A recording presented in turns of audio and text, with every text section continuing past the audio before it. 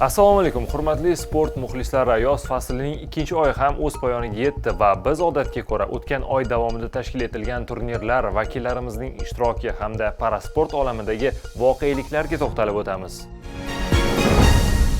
2-4 iyul kunlari Chexiya davlatida parayengil atletika bo'yicha ayollar Grand Prix xalqaro turniri tashkil etildi. E'tiborlisi, mazkur nufuzli musobaqada mamlakatimiz ayollar paraatletlari barcha yo'nalishlarda kuchlilar qatorida e'tirof etildi.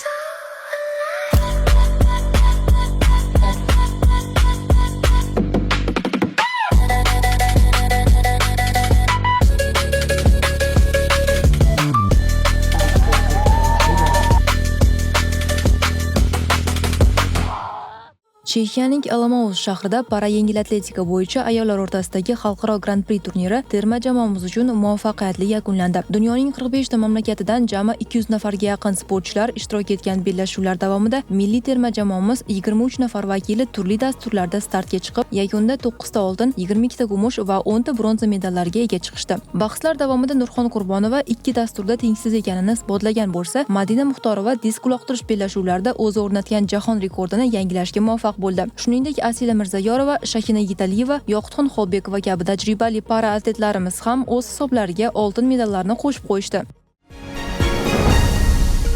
8-9 iyul kunlari Koreya Respublikasining Chuncheon shahrida paratekvando bo'yicha jahon ochiq challenge musobaqasi o'tkazildi. Turnirda O'zbekiston milliy terma jamoasi ham to'liq tarkibda ishtirok etib, turli probali medallarga ega chiqdi.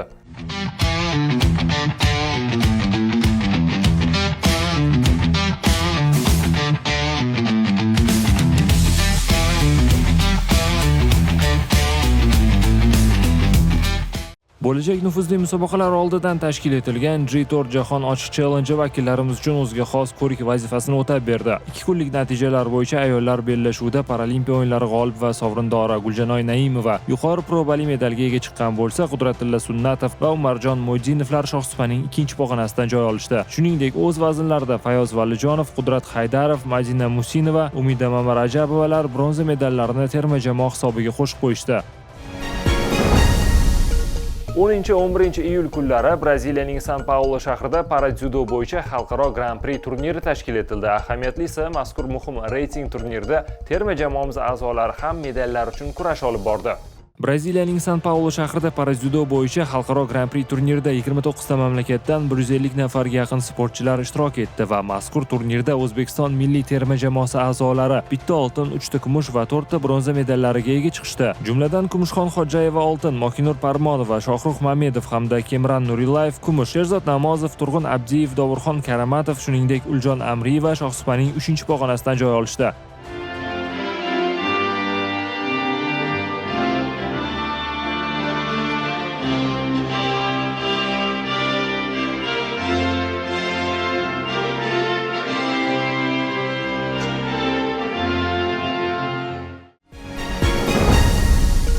On 13-15 iyul kunlari Olimpiya shaharchasida 5 tashabbus paralimpiadasining respublika final bosqichi bo'lib o'tdi. Unda hududiy saralash bosqichlarida munosib ishtirok etib, g'oliblikni qo'lga kiritgan 364 nafar finalchi chempionlik uchun o'zaro kuch sinashdi.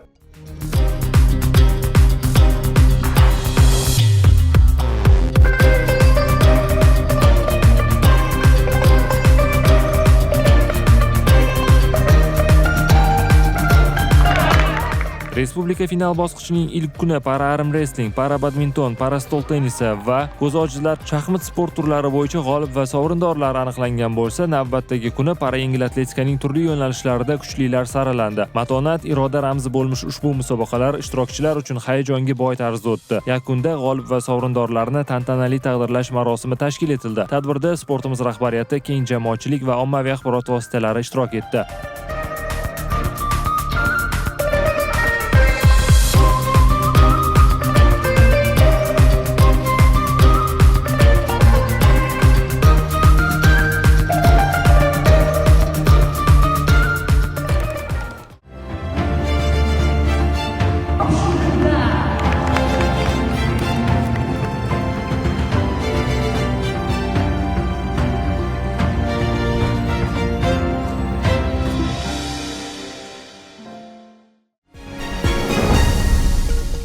Xalqaro musobaqalardan tashqari yurtimiz paraatletlari poytaxtimiz mezbonligida o'tgan mamlakat chempionatlarida ham o'z mahoratlarini namoyish etishdi.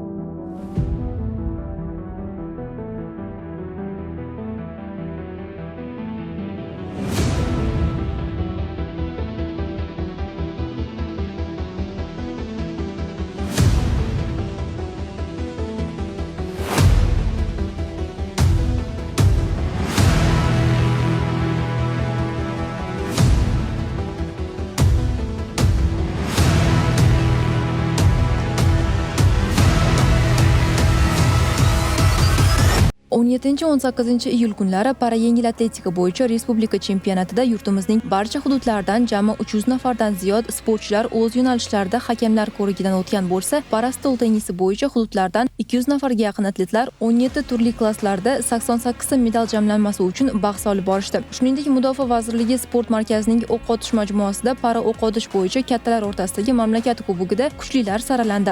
2 kun davom etgan musobaqada respublikamizning turli hududlaridan jami 40 ga yaqin atletlar, erkaklar va ayollar o'rtasidagi 22 ta dasturda g'oliblik uchun bahs olib borishdi. 23-26 iyul kunlari Germaniyaning Duisburg shahrida paraakademik eshkak esh bo'yicha U23 yosh toifasidagi jahon chempionati o'tkazildi. Dunyo birinchiligida milliy terma jamoamizning 2 nafar vakili Akbarali Abduvaliyev hamda Dinara Bilyanina ham medallar uchun startga chiqdi.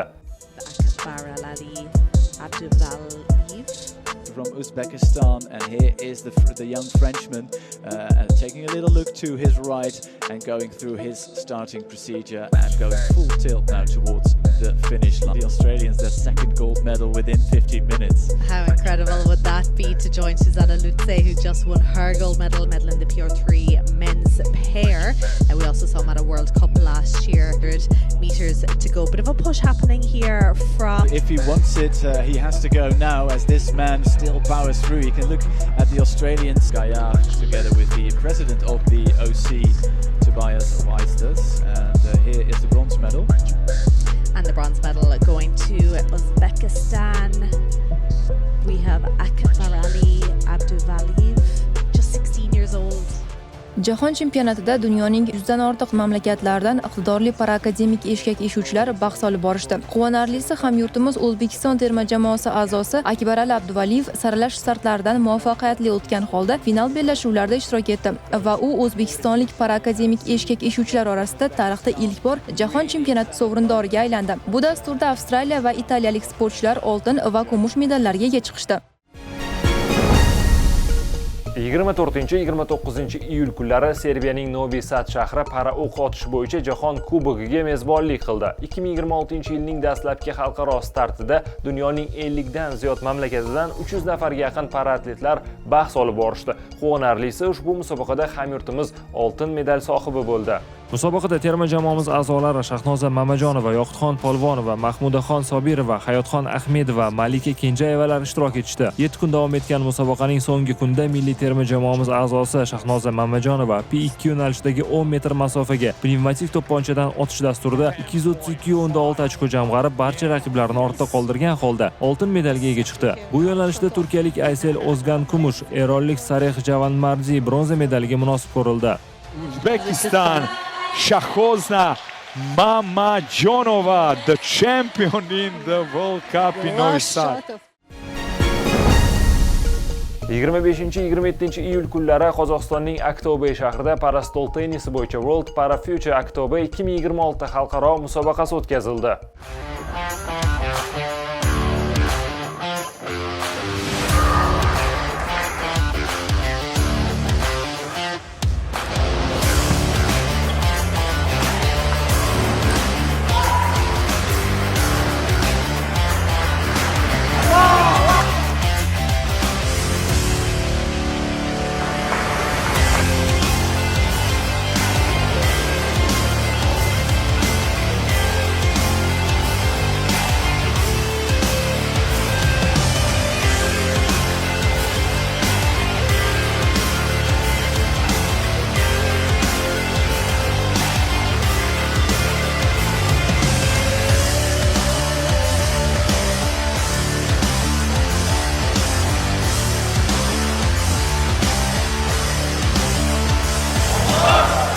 Dunyoning 30 ga yaqin mamlakatidan 165 nafar sportchilar bahs olib borgan mazkur musobaqada yurtimiz sharafini Sunnatullo Murodillayev himoya qildi. 8-klass dasturidagi bellashuvlarda ishtirok etgan Sunnatullo musobaqa yarim finaliga qadar yetib borib, yakunda bronza medaliga ega chiqdi. Bu yo'nalishda Xorvatiya va polshalik parastol tennischilar oltin va kumush medal bilan taqdirlanishdi. Iyul oyi davomida parasport olamida o'tkazilgan xalqaro musobaqalar va tadbirlar haqida to'xtalib o'tdik. Yoz faslining so'nggi oyi ham paraatletlarimiz uchun xalqaro turnirlarga boy bo'ladi va biz ushbu bahslarda hamyurtlarimizga omad tilab qolamiz. Kelgusi Paranews'da ko'rishguncha xayr.